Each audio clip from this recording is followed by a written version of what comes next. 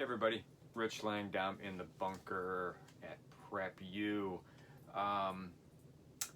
Today's video, we've kind of touched on it before, but this one is kind of important for all those of us that love our pets as much as we love our kids, and sometimes we love them more than our kids, but that's on a day-to-day basis, sometimes hour to hour. But anyhow, this is about pet prep. This video is going to be split in two, kind of. The first half we're going to talk about pet prep, and the other part is I want to talk to you about Facebook and kind of an idea we've come up with here at Prep U. But first, let's get into the important stuff, and that would be our pet prep. For those of you that have pets and prepping, a lot of times you forget about them. You forget about the kind of things that they're going to need until the very last moment, and then you're scrambling around to get stuff. And prepping for pets is really kind of easy. It's extremely easy, especially nowadays with the availability to have your pet supplies sent to you. So you know, as I go through this video, I'm going to be showing you some products, talking about some companies and stuff. And I unfortunately am not being given anything for saying any of this. It's just that that's what we use.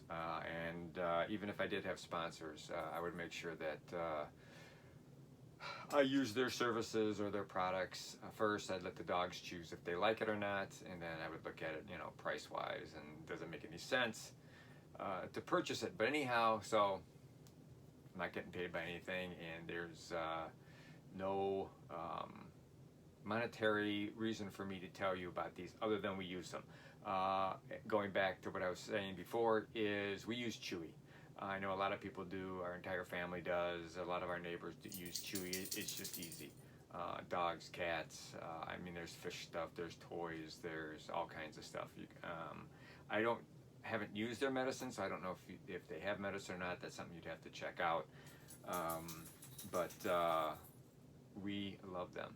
There's no doubt about that. So, prepping for your pet. The first thing is, just like we have backpacks and bins and stuff like that, your dogs, your cats,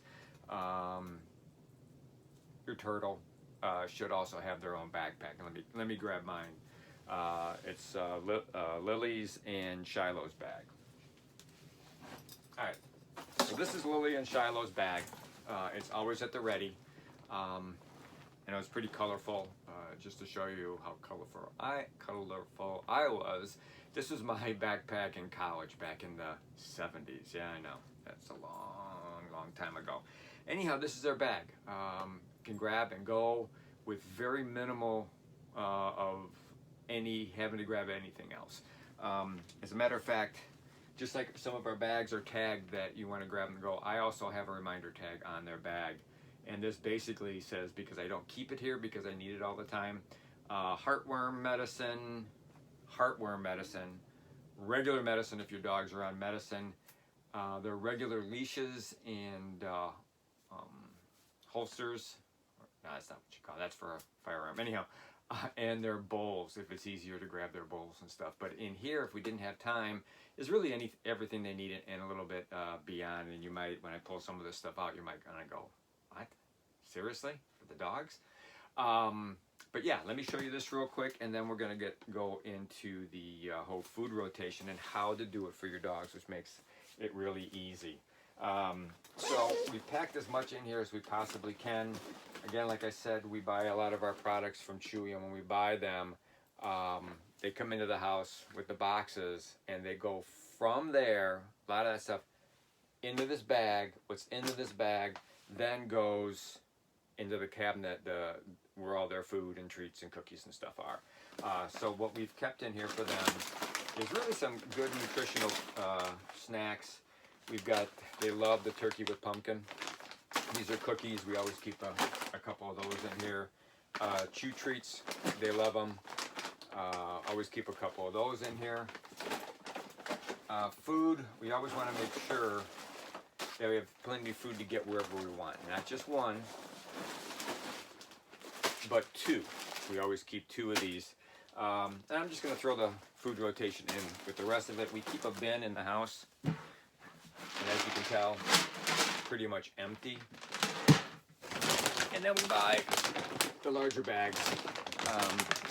and get it shipped to you. And what we'll do is we'll take this and the food itself, and I put it into a big bucket.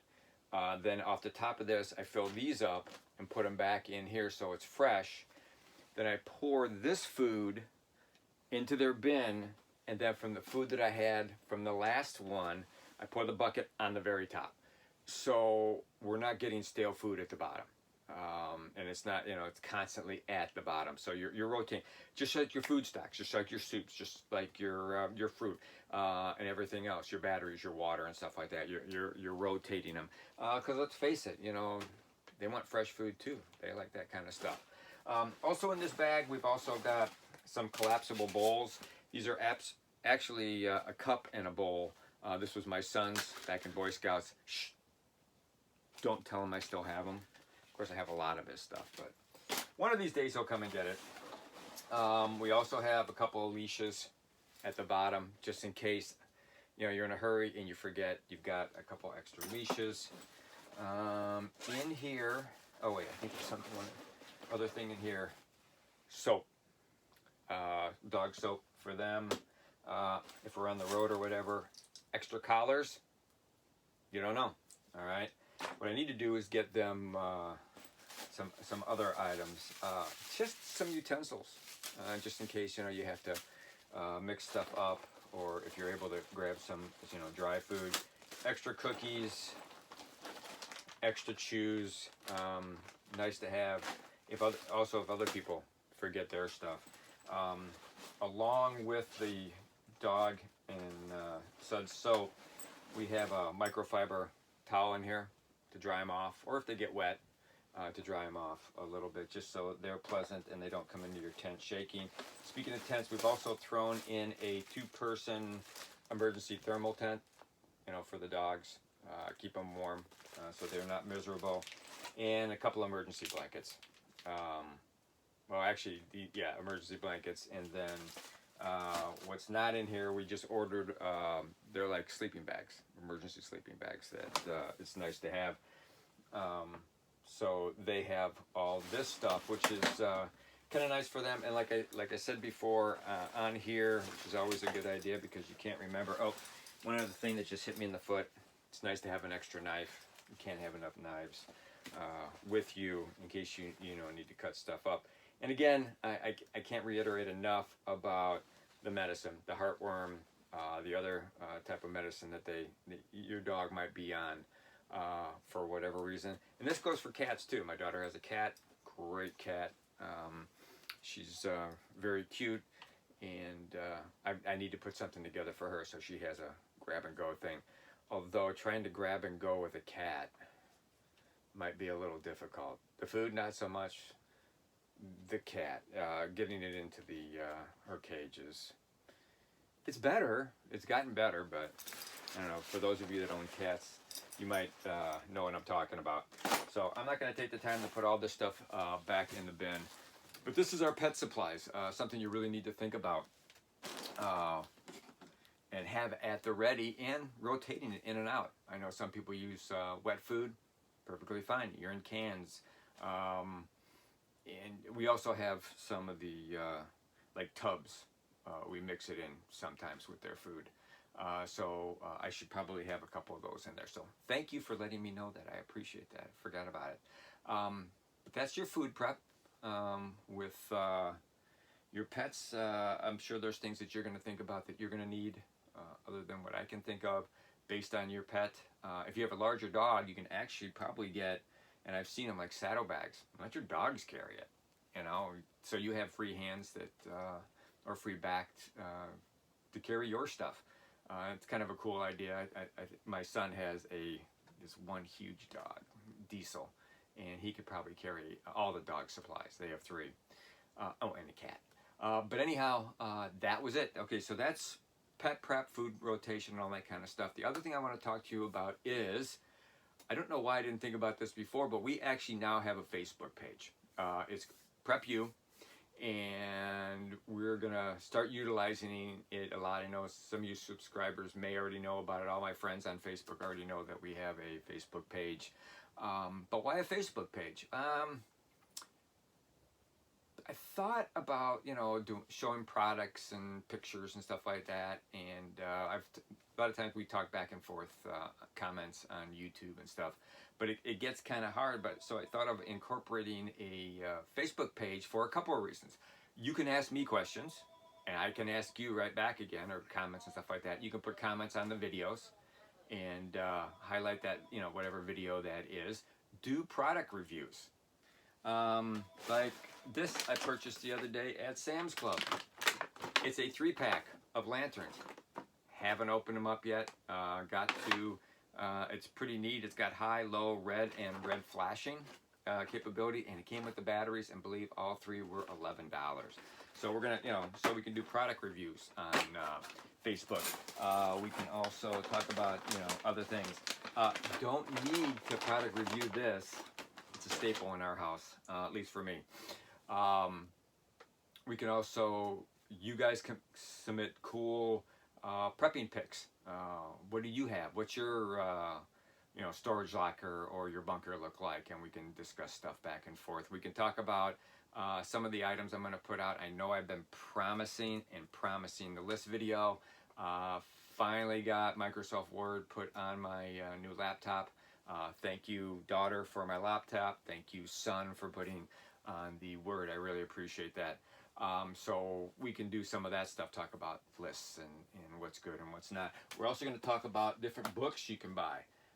Prepper's Guide to Surviving the End of the World, M.D. Creekmore. Great, I love his stuff. Everyday Survival Kits.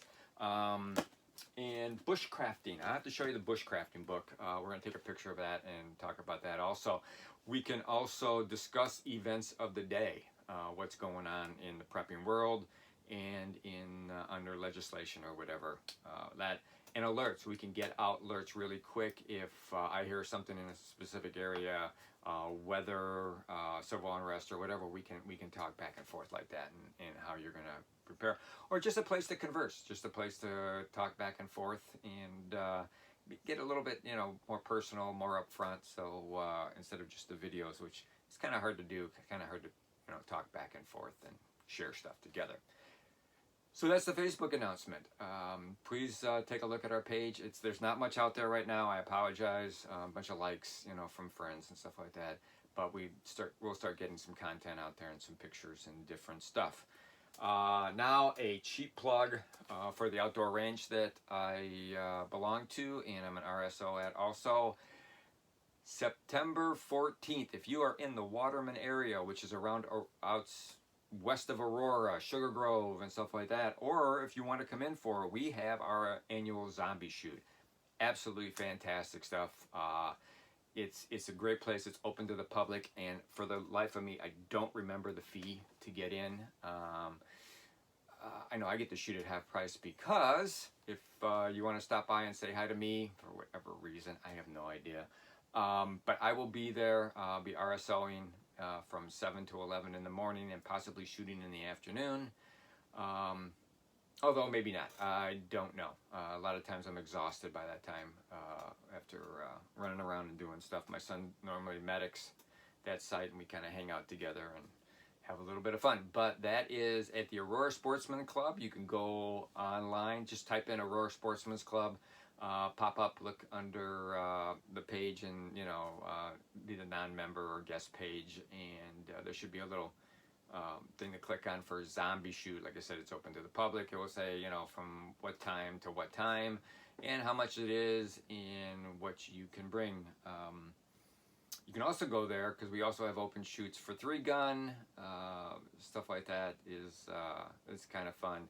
One of the things at the zombie shoot we have is we actually have the underbelly of a helicopter that we hang, and just see how well you can shoot. For that, we also get to shoot zombies. We also have houses with walls, no roofs, walls that you can do, but it's a blast. Literally, it's a blast. Very funny. So come on out at September 14th at the Aurora Sportsman's Club. It really is a fun time. So that's about it in this video. I hope you liked it, and let me know if you liked it or not, or if you have any comments or whatever. And please subscribe. Share this with your friends and stuff like that, and let them know what our page is all about, and now that we have Facebook, we can even talk more. You could tell me if you hate these videos. Hey, it's whatever you want to say. It's not going to bother me. I was a fire inspector for years, and I used to get people yelling at me all the time, so nothing bothers me. And I teach now, so come on, you can't bother me. But anyhow, so that is it. Thank you, as always, and like we always say, be aware of your surroundings, because that's the only way you're gonna know if shit is about to hit the fan or not, weather-wise or civilly or whatever. But as we always say, be prepared to be on your own for up to 72 hours, if not longer, if you can, up to 3 months at a time. Rotate your supplies, and be aware that you have pets and you should have stuff for them too. So other than that, like we always end our videos with, prep like your life depends on it, because we know it really does. Thank you.